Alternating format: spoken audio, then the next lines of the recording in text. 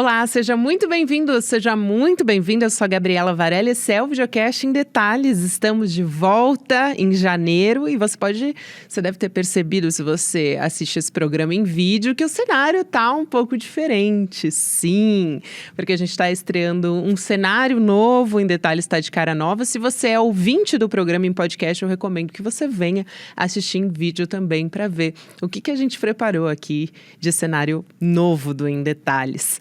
Hoje eu estou na companhia do escritor, professor João César de Castro Rocha, autor do livro Bolsonarismo, da Guerra Cultural ao Terrorismo Doméstico. Inclusive, foi o livro mais vendido, né, da editora dele. Eu recebi essa informação aqui também com a Elon Macrini, a produtora, editora Autêntica, no ano de 2023. Professor, obrigada por aceitar nosso convite e parabéns, né, também pelo seu livro. Muito obrigado, Gabriela. É a primeira vez na vida que um livro meu é o mais vendido da editora. É a editora Autêntica, que é uma das maiores editoras do Brasil. Eu confesso que eu estou feliz e surpreso. Muito bom, professor. E eu estou feliz de te receber aqui nesse dia 8 de janeiro, quando a gente está voltando com o videocast, com o programa e o podcast. E já vou começar a nossa conversa, né? Nesse ano, a gente está completando, nesse 8 de janeiro, 1 ano dos atos antidemocráticos. Qual é o balanço que o senhor faz do que foi feito até agora para punir os responsáveis por esse ato contra a democracia? E quando eu falo de punir, né, não no sentido de punição da palavra, mas da gente chegar nos mandantes, da gente chegar em quem excitou esses atos também, para além de quem estava lá fazendo quebra-quebra na Praça dos Três Poderes, porque isso também é muito importante, né, professor? É fundamental, Gabriela.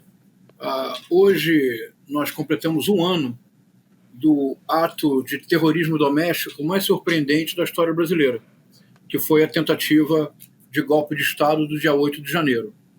Eu acho que houve um acontecimento muito importante e que nós precisamos valorizar, que foi a CPMI do 8 de janeiro, que teve uma condução muito segura do presidente, mas sobretudo da relatora, a senadora Elisiane Gama, que teve que enfrentar o que infelizmente tem se tornado comum no parlamento brasileiro, Gabriela, e que eu acho que afeta muito a jornalistas como você, que é uma misoginia intolerável da extrema-direita. A senadora Elisiane Gama foi tratada de uma forma tão desrespeitosa que, para mim, configura quebra de decoro parlamentar por parte de muitos dos seus colegas, especialmente de um pastor, o pastor Marcos Feliciano. Mas por que eu estou destacando a importância da CPMI, Gabriela? Porque eu me dei o trabalho de ler o relatório final da CPMI, que foi aprovado em plenário e, portanto, encaminhada para a Procuradoria-Geral da República para que a Procuradoria-Geral da República dê andamento ou arquive os processos. Por que eu destaco isso? Houve 2 narrativas durante toda a CPMI. Houve um confronto de versões. E é importante recordar este confronto para compreender onde nós estamos agora. De um lado, os bolsonaristas defendiam que o 8 de janeiro foi um fato isolado, um fenômeno aleatório que não possuiria, por assim dizer, origem, não teria uma relação de causa e efeito. Teria sido a explosão espontânea de pessoas que invadiram a sede dos Três Poderes. De outro lado, e essa foi a tese vencedora na CPMI, e é a espinha dorsal do relatório corajoso da senadora Elisiane Gama. O relatório afirma que o 8 de janeiro não pode ser compreendido se for visto como um fato isolado, como uma ação aleatória de pessoas que, por algum motivo, entraram em transe e invadiram a sede do Planalto. Pelo contrário, o relatório diz com todas as palavras e reconstrói, Gabriela, reconstrói o processo pelo qual foi possível formar uma mentalidade belicosa, agressiva, que, em última instância, levou as pessoas tanto para acamparem durante mais de 60 dias diante de quartéis, mas, sobretudo, as estimulou para tomar a sede dos Três Poderes. E, Gabriela, uma alegria grande que eu tive como professor universitário, eu trabalho muito isolado, sozinho, dando aula para poucas pessoas, é que o relatório final da CPMI do 8 de janeiro cita o meu trabalho como uma das bases teóricas para compreender isto, que não se tratou de um fenômeno isolado, mas do resultado concreto de um acúmulo de tensão deliberadamente provocada, incluindo aí os militares. Isso é muito importante, professor. E aí o senhor também citou um ponto que é fundamental, que é a PGR que vai analisar esse documento, que foi um ato de muita coragem, inclusive, o senhor colocou muito bem, da senadora Elisiane Gama. A CPMI, a gente teve a conclusão do relatório da CPMI do 8 de janeiro em 2023, e aí a gente fica esperando, a gente tem a esperança de que os peixes grandes sejam alvo de ações concretas. Quer dizer, a gente está falando aí de personagens de alta patente do Exército, a gente está falando também do próprio ex-presidente Jair Bolsonaro, né, professor? Então, o Paulo Gonet, que assume a PGR, inclusive, num momento crucial da nossa democracia, porque saiu um PGR que ficou conhecido por ser o engavetador geral da República, né, professor? Então, a gente tem esperança de que agora esses processos caminhem.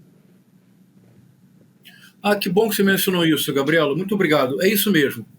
Até o momento, quais foram as pessoas punidas? Aquelas que foram presas em flagrante.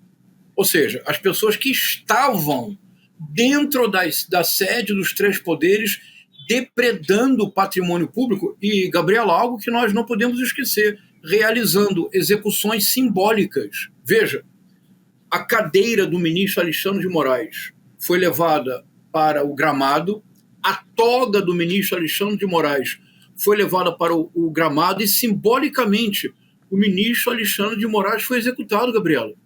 Nós esquecemos que, simbolicamente, por um par de horas, o golpe triunfou. Nunca na história deste país, nem na ditadura militar, vou repetir, Gabriela, nem na ditadura militar a sede dos três poderes foi tomada de assalto e destruída como foi no dia 8 de janeiro. Simbolicamente, o golpe triunfou por algumas horas. Os que foram presos até agora e estão sendo julgados foram aqueles presos em flagrante. É correto. E eu acho muito correto que o Supremo Tribunal Federal, que o Ministério da Justiça e que a Polícia Federal não tenham nenhum assodamento. É muito importante que a investigação que levará à prisão de Jair Messias Bolsonaro, de general Augusto Heleno, general Braga Neto, entre outros, é muito importante que não haja nenhum resquício de lavajatismo, isto é, de investigações apressadas, cuja única finalidade é punir, sem necessariamente investigar com cuidado. Agora, veja, Gabriela, veja a coragem da senadora Elisiane Gama. E eu fico muito feliz que você faça essa pergunta, porque eu quero prestar aqui uma homenagem. Se você lembrar, no final da CPMI, depois da convocação do general Augusto Heleno, nenhum general de alta patente foi convocado. Ao que parecia a todos nós que havia um acordo para não incriminar a cúpula do Exército. Foi o que nós todos pensamos. A senadora Elisiane Gama não disse nada. Conseguiu preparar o relatório final em absoluto sigilo. Gabriela, eu li o relatório. São aproximadamente 900 páginas. Você sabe que eu já tenho meu lugar no céu garantido, não é? Porque me dou o trabalho de ler todos esses documentos. No final do relatório, na parte do indiciamento, é surpreendente. Veja, o indiciamento começa pelo ex-presidente Jair Messias Bolsonaro. Ele é indiciado por crime de organização de quadrilha, de atentado violento contra o Estado Democrático, tentativa de golpe, está escrito. Mais importante ainda, o primeiro indiciado é o Bolsonaro. Cabe agora ao Procurador-Geral da República dar andamento, analisando as provas, são 900 páginas de relatório com um conjunto abundante de evidências. Gabriela, sabe quem é o segundo a ser indiciado? Braga Neto. E aí, a redação do relatório tem um detalhe que só mesmo um professor de literatura para se dar conta. É extraordinário. É o seguinte, quando se trata do Braga Neto, em nenhum momento o substantivo general aparece. Só aparece o nome dele como Braga Neto. Quando o nome seguinte a ser indiciado é o Augusto Heleno. Na primeira menção ao Augusto Heleno no relatório se diz General Augusto Heleno. Depois é apenas Heleno. Eles são indiciados por atentado violento contra o Estado Democrático de Direito, organização de quadrilha e atentado contra o Estado Democrático de Direito. Ou seja, no relatório há uma sutileza extraordinária. Militar golpista não merece a patente. Ele deixa de ser general Braga Neto, general Augusto Heleno, almirante Garnier, que também está indiciado. Eles são tratados como cidadãos que cometeram um crime, um violento atentado contra o Estado Democrático de Direito. Portanto, Gabriela, se o Procurador-Geral da República estiver à altura do cargo, as investigações serão abertas, é tarefa dele, as investigações serão abertas, e eu lhe digo, as evidências acumuladas são muito impressionantes, porque nessas 900 páginas, o que o relatório final teve o cuidado de fazer, mais um mérito para a senadora Elisiane Gama, foi acompanhar cronologicamente como que as falas do Bolsonaro criaram um clima de dissonância cognitiva coletiva, ou seja, de realidade paralela, que fez com que as pessoas realmente acreditassem que as Forças Armadas apoiariam o golpe, que o Bolsonaro permaneceria no poder, e essa é a razão de algo chocante, Gabriela, realmente chocante, que lembra o que aconteceu no Capitólio no 6 de janeiro de 2021 nos Estados Unidos. É que essas pessoas que foram presas em flagrante estão sendo condenadas a penas muito severas, porque não é nem que haja evidência, há uma abundância de provas, porque, Gabriela, elas produziram provas contra si mesmas. Elas se gravaram de dentro da sede dos três poderes, destruindo o patrimônio público. Por que elas o fizeram? Porque, em completo transe, em absoluta dissonância cognitiva coletiva, estavam convencidas que o golpe triunfaria e elas todas seriam heróis no dia seguinte.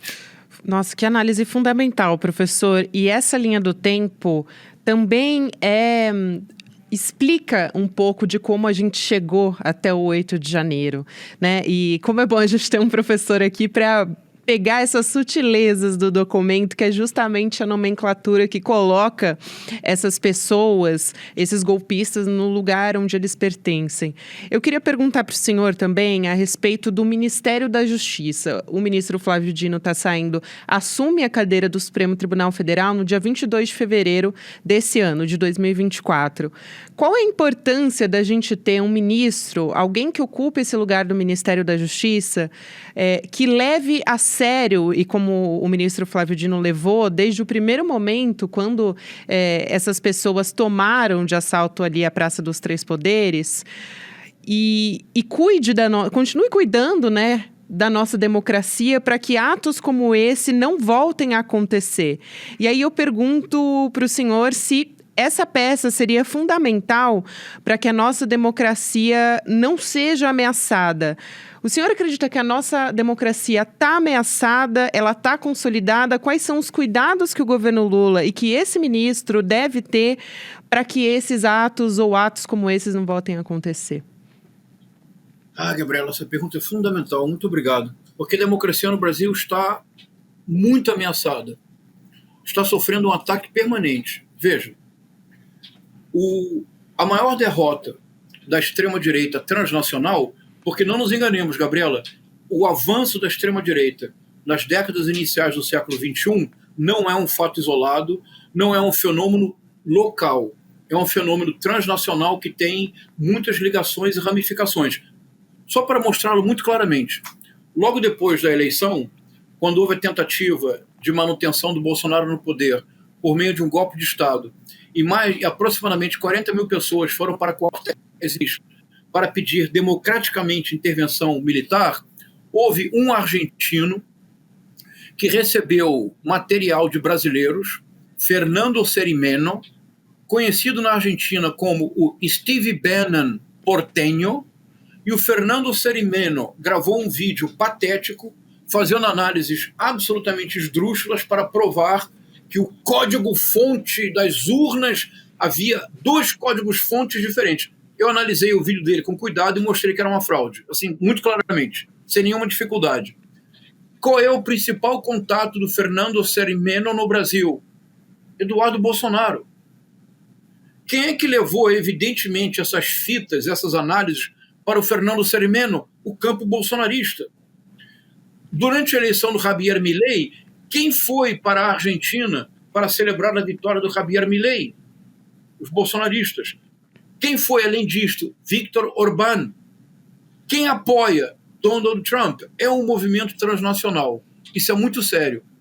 E por que eu digo que a democracia continua sob ataque? Porque hoje, Gabriela, há o que eu proponho denominar de terrorismo doméstico, que é o subtítulo do meu livro. O que eu quero dizer com isso? Eu sei que a palavra é um pouco chocante, mas vamos ter coragem de pensar de maneira radical. Acompanha comigo, por favor, Gabriela, uma cronologia muito impressionante. 30 de outubro, vitória do presidente Lula e do vice-presidente Geraldo Alckmin nas eleições. Para quem, como eu, acompanha grupos de WhatsApp bolsonaristas e também do Telegram, a partir das 18 horas, começaram a pedir sessões de oração, correntes de oração. A partir das 19, 20 horas, quando ficou claro que a derrota era iminente, era um verdadeiro apocalipse. Por volta das 21 horas, já estava organizado o bloqueio nas estradas. No dia seguinte, eu dei uma entrevista, acho que para o UOL, e eu disse, olha, isso é financiado, porque o modus operandi é o mesmo, a forma da ação é a mesma, o discurso se repete, inclusive o tipo de alto-falante, o tipo de infraestrutura é a mesma. Comprovou-se posteriormente que era tudo financiado. Como eu sabia? Porque eu acompanho o WhatsApp bolsonarista. Qual era a ideia deles? Veja que loucura, Gabriela. A ideia era, na cabeça deles, a partir de uma interpretação terraplanista de um jurista que manchou sua biografia para todo sempre, o Ives Gandra Martins, que fez uma interpretação do artigo 142 da Constituição, o malfadado artigo 142, afirmando que as Forças Armadas, sim, têm um papel moderador, como era o imperador no Império, e que, por isso, poderiam agir em caso de impasse entre os poderes. Se houvesse um impasse entre executivo e judiciário, legislativo e executivo, as Forças Armadas poderiam intervir para restabelecer a ordem. Essa interpretação terraplanista do Ives Gandra Martins foi fundamental para o golpismo bolsonarista desde maio de 2021, mas a cronologia mais imediata. 31 de outubro, começam os bloqueios na estrada. Por quê? Porque eles acreditavam que se durante 72 horas os bloqueios permanecessem, então as Forças Armadas estariam autorizadas a intervir. Chegou o dia 4 de novembro, as Forças Armadas nada fizeram. O presidente Bolsonaro pediu que o bloqueio fosse suspenso. Como é que eles entenderam esse pedido? Para deslocar-se para a frente dos quartéis. Por quê? Porque se durante 72 horas houvesse um impasse, as Forças Armadas, então, seriam obrigadas constitucionalmente a intervir. Convocaram, se você lembrar, Gabriela, uma paralisação geral para o dia 5 de novembro. Nada aconteceu. Porque se a paralisação acontecesse durante 72 horas, houvesse uma paralisação contínua, então as Forças Armadas teriam de intervir. Nada. Era de 72 horas em 72 horas. Uma sucessão de profecias que fracassam. Historicamente, quando isso ocorre, acumulam-se as frustrações e as tensões explodem em violência. 12 de dezembro, diplomação do, agora sim, formalmente, presidente Luiz Inácio Lula da Silva e vice-presidente Geraldo Alckmin. O que fazem os bolsonaristas? Tentam invadir a sede da Polícia Federal, incendeiam carros e caminhões em Brasília, tentam jogar um caminhão incendiado do alto de um viaduto. Nenhum bolsonarista foi preso pela Polícia Militar do Distrito Federal. Imagine se fosse manifestação do MST. 24 de dezembro, Gabriela, poderia ter acontecido no Brasil o maior atentado terrorista, um dos maiores atentados terroristas, não do Brasil, do mundo. Porque bolsonaristas, um deles chamado George Washington, bolsonaristas colocaram uma bomba num caminhão de combustível que iria para o aeroporto. A tragédia só não aconteceu porque, felizmente, o motorista era prudente e nunca, antes de ir para o aeroporto, deixava de checar o seu caminhão. E ele descobriu um objeto estranho, chamou a polícia, era uma bomba. 24 de dezembro, 8 de janeiro, a tentativa de golpe. Porque os bolsonaristas dizem, como golpe se não tinham armas? O golpe seria dado da seguinte forma: a decretação de uma GLO, o que implica a transferência do poder político da esfera política para a esfera militar, e o Lula não mais recuperaria a autonomia para dirigir o país. Era essa a estratégia do golpe, o que era muito claro para quem acompanhava o subterrâneo das redes bolsonaristas. Bom, você me acompanhou, Gabriela? Não é muito impressionante? É impressionante. Do 30 de outubro, 8 de janeiro, são 2 meses. Em 60 dias, o terrorismo doméstico escalou no país de protestos, de bloqueio, de assédio aos militares para intervenção militar, de destruição da sede da Polícia Federal, de tentativa de explosão de bomba no aeroporto, num caminhão de combustível. Nós não podemos esquecer isto. E faz apenas um ano, apenas fazem 365 dias que uma horda invadiu e destruiu a sede dos 3 poderes. É muito grave. E a ameaça permanece. A ameaça permanece no que eu chamo de terrorismo legislativo. E é preciso dizê-lo com coragem. A atuação de deputados como Nicolas Ferreira, Abílio Brunini, Gustavo Gayer, Carla Zambelli, a Júlia Zanata, a função deles no parlamento é desmoralizar a atividade parlamentar.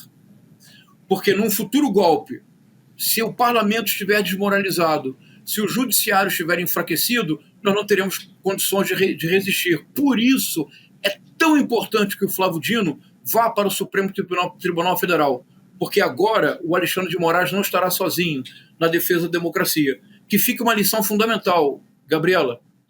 A democracia não pode ter pudor de lançar mão dos instrumentos garantidos pelo Estado democrático de direito para se defender. A cassação dos deputados que tentam, de todas as formas, manchar o parlamento e impedir o trabalho mais elementar possível das comissões. Por exemplo, o deputado federal Abílio Brunini comparece a diversas comissões com a única finalidade de não permitir que o trabalho seja feito. Vou repetir, a democracia não pode ter pudor de lançar mão dos recursos democráticos garantidos pela Constituição para se defender. Deputados cuja finalidade é desmoralizar o parlamento para enfraquecer a democracia e facilitar um projeto autoritário de poder, não podem permanecer no parlamento impunemente. Porque senão fica parecendo que o Conselho de Ética é meramente decorativo, né, professor? E tudo que você descreve aqui, que o senhor descreve, mostra como tudo isso tem um método. Desde o início houve um método. Eu pergunto para o senhor, professor, desde a campanha presidencial, o presidente Lula ele fez um discurso pela pacificação do Brasil. Ele vem tentando resgatar símbolos nacionais. A gente teve isso no 7 de setembro, muito fortemente. E o governo federal também preparou um evento, inclusive, para celebrar a democracia nesse 8 de janeiro de 2024.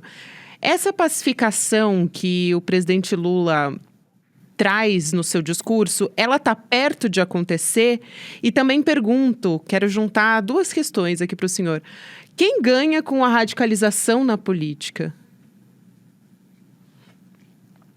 Vamos lá. Ótimo. Então vamos lá. Primeiro passo.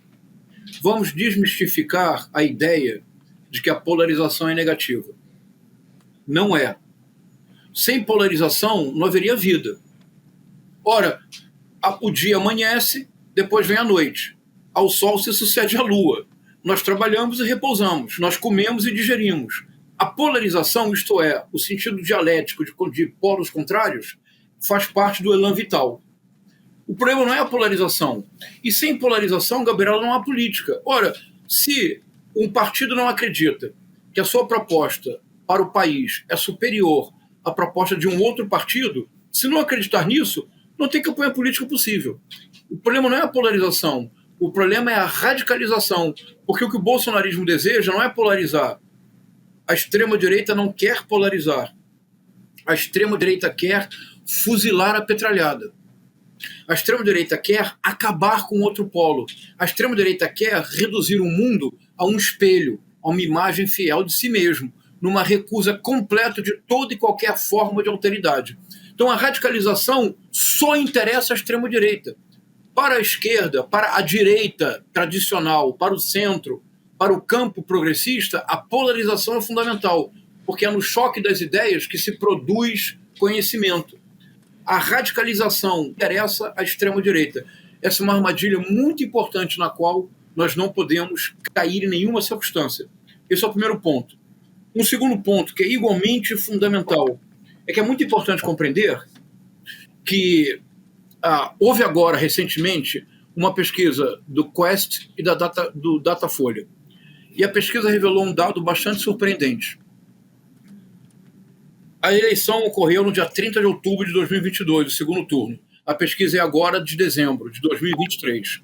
Um ano e um mês depois da eleição, a fotografia da pesquisa é como se fosse uma cópia fiel de 30 de outubro de 2022. Isto é, segundo as pesquisas, 90% do eleitorado não se arrependem do voto que deram.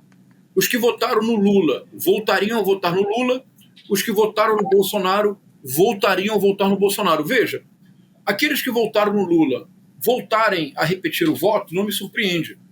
O Brasil, vejamos dados assim objetivos, serenos. No último relatório do Fundo Monetário Internacional, o Brasil retornou à posição entre as 10 maiores economias do mundo. Na verdade, a nona. O Brasil acabou de superar o Canadá, no seu PIB. O crescimento projetado para o ano de 2023 é uma surpresa para os mais otimistas. No final de 2022, no início de 2023, o FMI projetava um crescimento na ordem de 1%. Poderia ser 0,5%, 0,8%. O Brasil cresceu em 2023 3,1% do PIB. Gabriela, há 10 anos o PIB não crescia, a média do PIB era 0%. Se por acaso o Lula mantiver 3% ao ano, ao longo de 4 anos, o Brasil teria crescido 12% do seu PIB.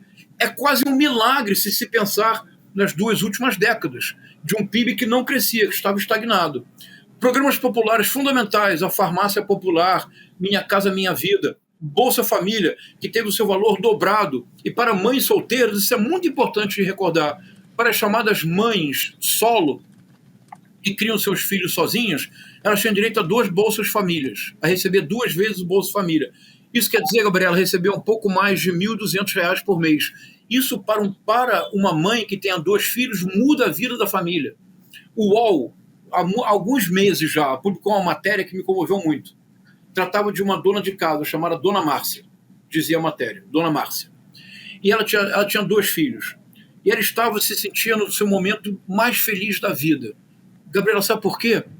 Porque ela recebendo o Bolsa Família 2 vezes, ela disse, pela primeira vez na vida, eu posso dar 2 proteínas para os meus filhos no almoço e no jantar. O que é o que a mim me comove muito, porque eu sou pai. E eu fico imaginando o que significará para um pai ou para uma mãe não poder oferecer para o filho ovo no almoço e um frango no jantar. Tem que escolher uma única proteína durante o dia inteiro. Então, são gestos que vão mudando o país pouco a pouco. A reforma tributária, depois de 40 anos, foi finalmente aprovada. Depois de praticamente 4 décadas de discussão. Não é a reforma tributária dos nossos olhos, mas a política assim se faz. A política é a arte da utopia no reino do possível. Então, compreende-se que os votos dados ao Lula seriam repetidos. Por exemplo, algo muito importante, o Brasil recuperou a sua posição internacional, Gabriela. O Brasil hoje é líder do G20, do G7. O Brasil tem uma posição proeminente no COP28. Agora, no final do ano, pela primeira vez em 6 anos, o Brasil pagou todas as dívidas que tinha com organismos internacionais, sobretudo com a Organização das Nações Unidas.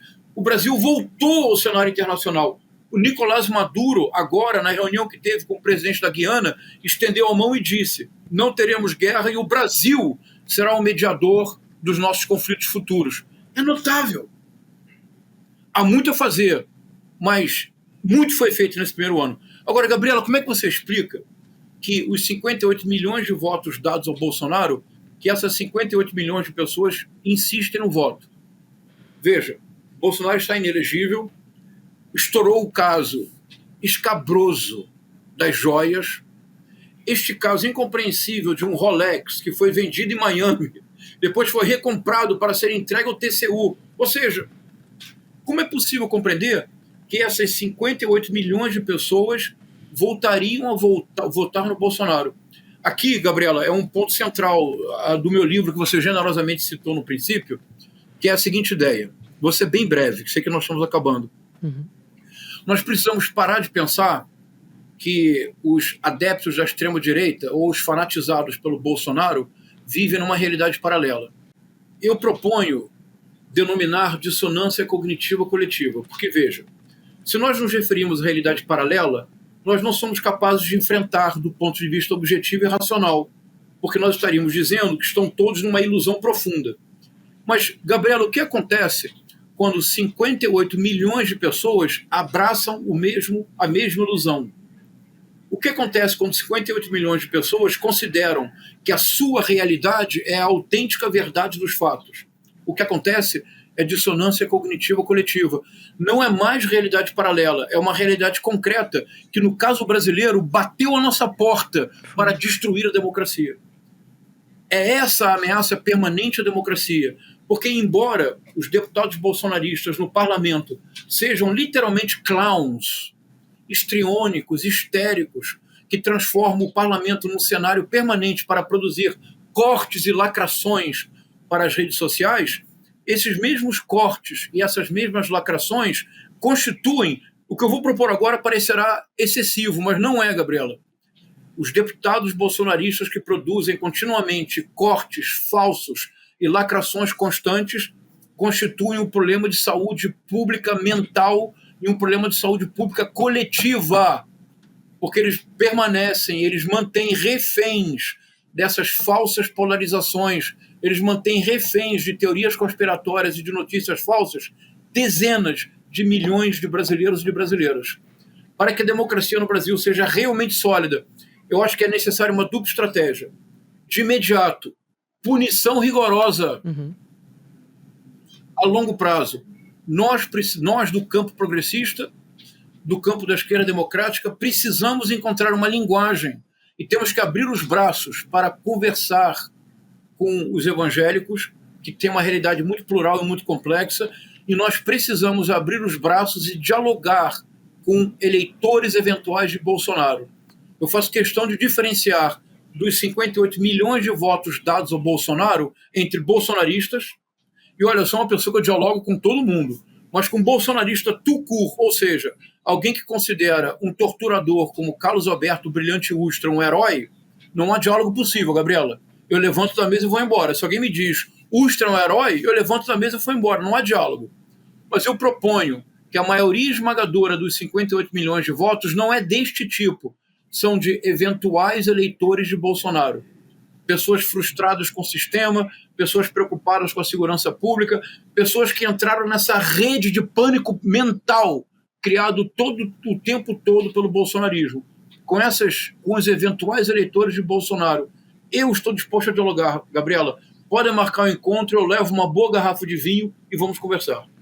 Professor, que análise brilhante, que conversa importante. Eu também acredito muito no diálogo e eu acredito que a única resposta que a gente pode ter é de forma coletiva. Não tem como a gente chegar a um caminho que a gente continue fomentando a nossa democracia e conversando com essas pessoas. É importante que a gente converse sobre política, né? O caminho da política é único também, eu acredito. Então tem que ser por meio do diálogo. Quero agradecer muito, professor, por ser o primeiro convidado do ano de 2024, João César de Castro Rocha, professor de literatura comparada, autor do livro Bolsonarismo, da guerra cultural ao terrorismo doméstico. Um abraço enorme, professor. Sempre um prazer te ouvir. Aprendo muito. Muito obrigado, Gabriela. Foi uma honra inaugurar este ano e vamos defender a democracia através do diálogo. Muito obrigado. Um abraço grande, professor. Até uma próxima. O videocast em detalhes fica por aqui. O próximo episódio vai ao ar às 10h30 da manhã, ao vivo no YouTube, por onde você acompanha toda a nossa programação. Na sequência, tem o videocast Mercado e Investimentos. 5 horas da tarde tem Rolê ICL. Depois, 6 horas da noite, tem o ICL Notícias, segunda edição. Muito obrigada a você que me acompanhou até aqui. Um abraço e até amanhã.